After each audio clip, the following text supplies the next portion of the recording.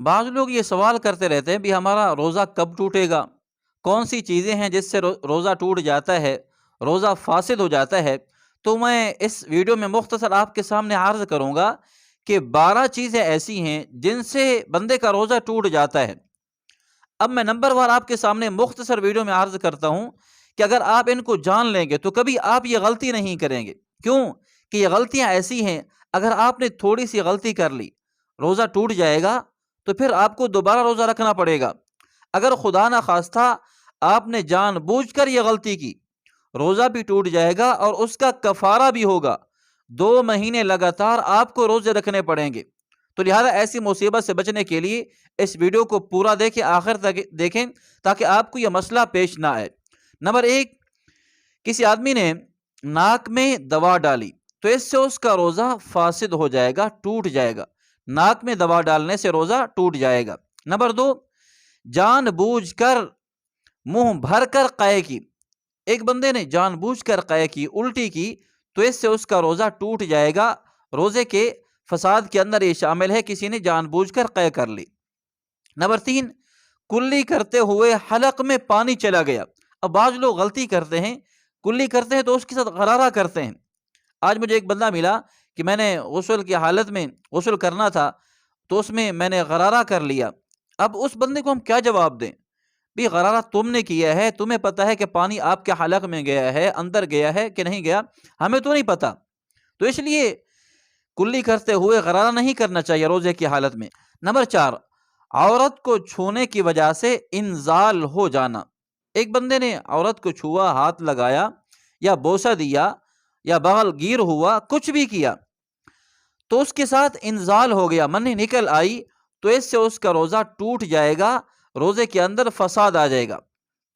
Number 5، کوئی ایسی چیز نگل جانا جو عادتاً کھائی نہیں جاتی، مثلاً کسی نے لکڑی کھا لی، لوہا کھا لیا یا کچا گیہوں اس کا دانہ کھا لیا، تو اس سے اس کا روزہ فاسد ہو جائے گا، ٹوٹ جائے گا۔ نمبر 6، لوبان یا عود وغیرہ کا دھواں قصداً ناک یا حلق میں پہنچانا۔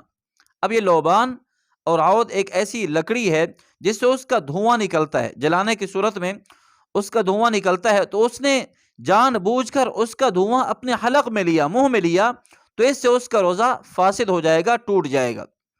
نمبر 7، بیڑی، سگریٹ، حقہ پینا۔ اب ان چیزوں سے روزہ ٹوٹ جائے گا، لہذا اجتناب کرنا چاہیے۔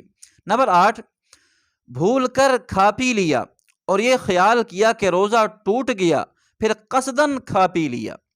مثلاً ایک بندے نے بھول کر کوئی چیز کھا لی، بھول کر کوئی چیز پی لی، پھر اس کے بعد اس نے گمان کیا کہ میرا روزہ تو ٹوٹ چکا ہے، حالانکہ بھول کر کھانے پینے سے روزہ نہیں ٹوٹتا۔ تو اس نے یہی سمجھا کہ میرا روزہ ٹوٹ چکا ہے، پھر بعد میں جان بوجھ کر کھا لیا، جان بوجھ کر پی لیا، تو اس سے اس کا روزہ ٹوٹ جائے گا، فاسد ہو جائے گا۔